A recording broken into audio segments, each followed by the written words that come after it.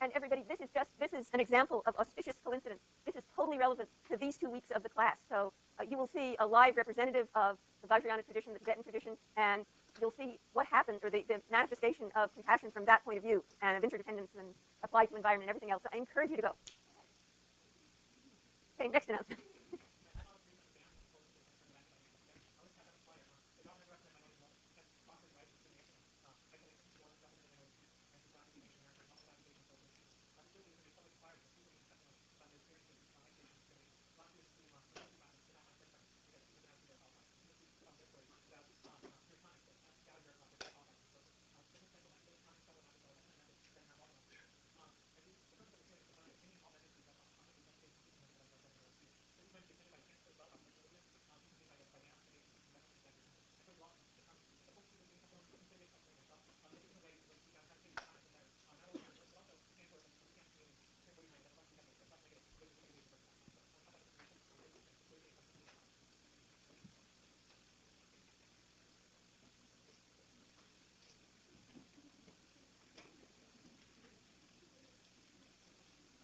All right, everyone.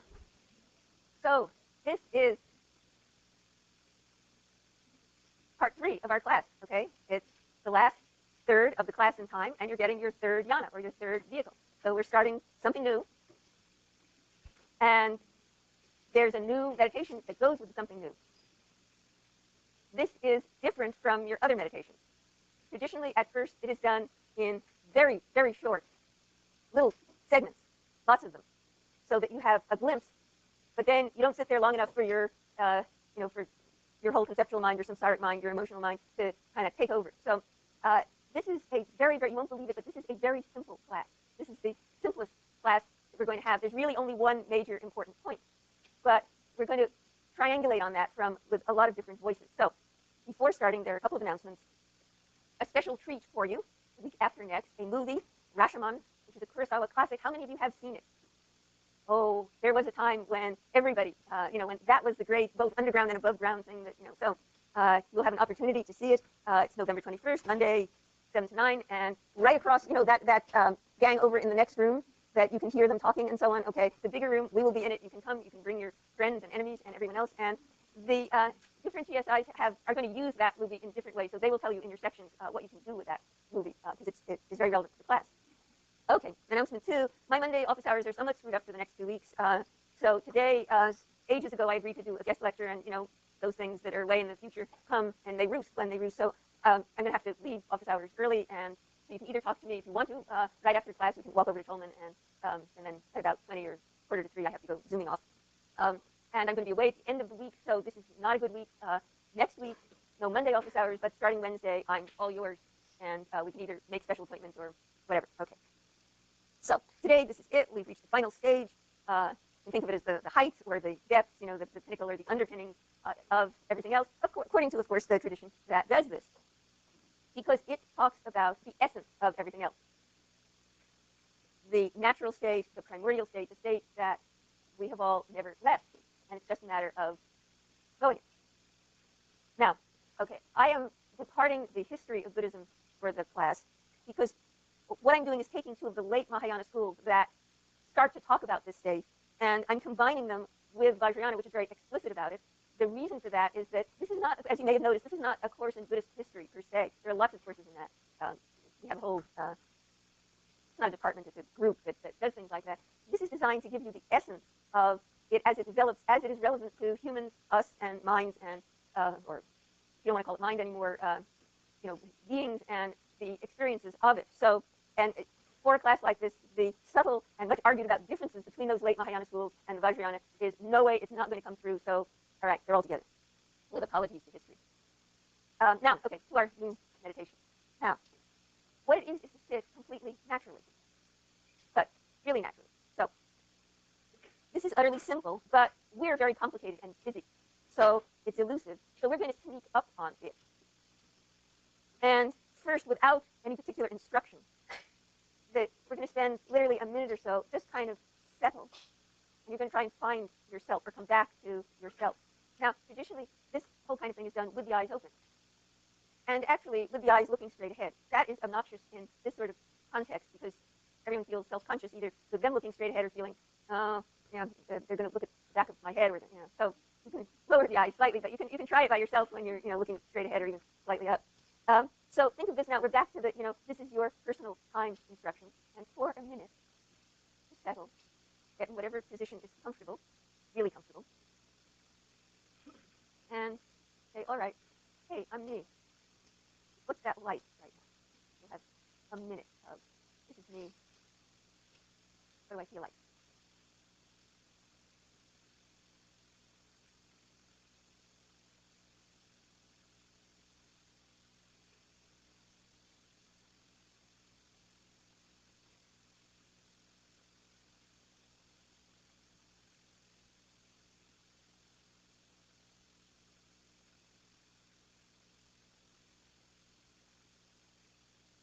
All right.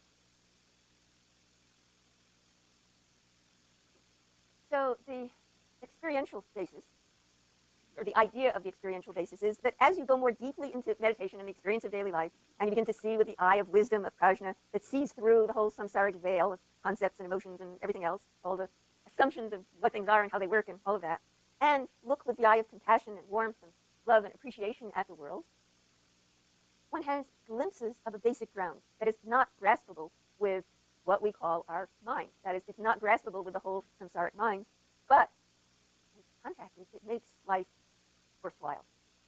It's the discovery of a goodness that's not the opposite of bad. In other words, as you go through shunyata and compassion, you hit something that's positive, but not positive in the ordinary sense of, you know, good, bad, happy, sad, something else. And you may have the feeling that finally this is the real me, not any of my attributes, but, oh, yeah, this is, with nothing excluded, and nothing per se included, because exclusion and inclusion are not an issue because it's beyond the mind that worries about such things, or deeper than that mind. And it's the kind of thing that people say, oh, this is what I've been searching for all my life. And the poet Rumi, who is fashionable right now, says, when grapes turn to wine, they're wanting this. When the night sky pours down and, you know, is weeping its rain, it's wanting this. And there are various analogies that you recognize it like meeting an old friend, or you recognize it like finding your long-lost love. More analogies, like leaping off a cliff, and that's the fear of letting go, or a diving board, and then being received by an enveloping safety net that you don't go crashing down. This is the, you know, the dying in green that can be so great for people. Or another analogy, like leaping off a cliff and discovering that, oh, hey, there wasn't a cliff there. I was on the ground all along. Suddenly realized that there's a classic psychology experiment. There's something called the visual cliff.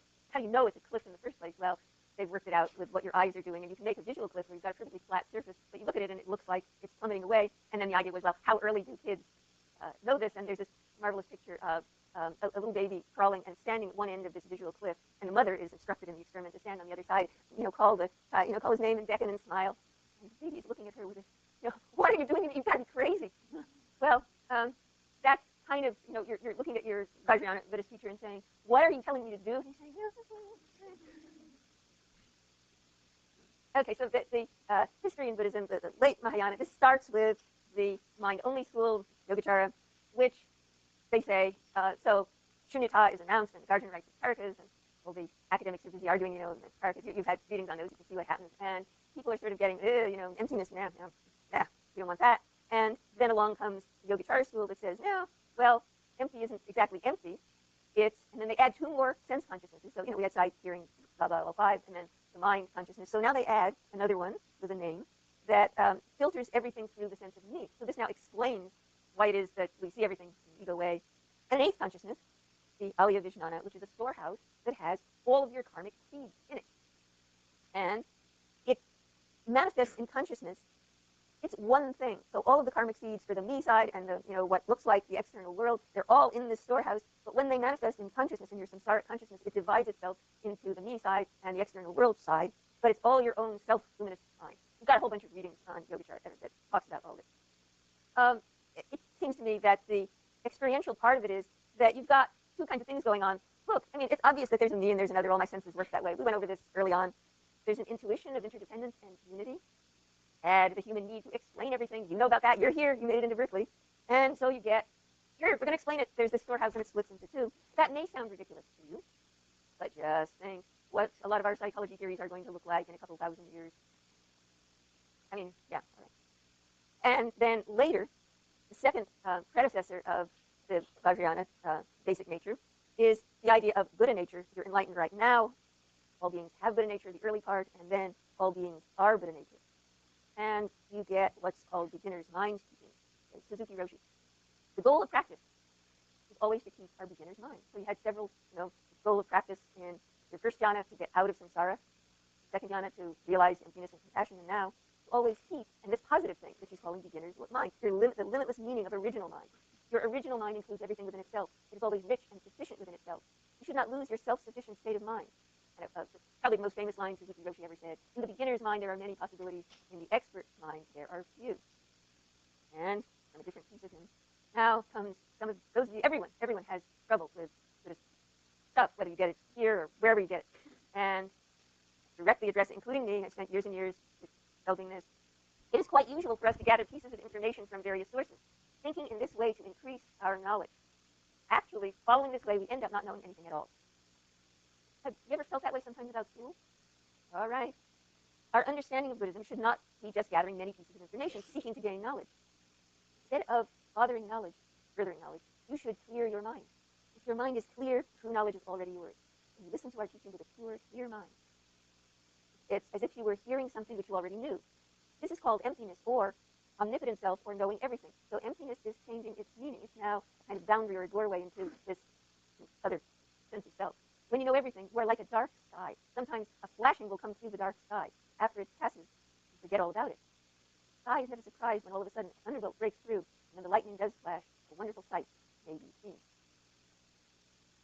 Okay, you saw Thich Nhat Hanh. He is a Buddha nature teacher, and the little saying that he has when they strike the bell, and everyone freezes for a moment, and they say to themselves, one of these sayings, the sound of this wonderful bell brings me home to my true nature. This is the true nature. When he talks about rest, be like a stone sinking through a river to the bottom, that's what he's talking about.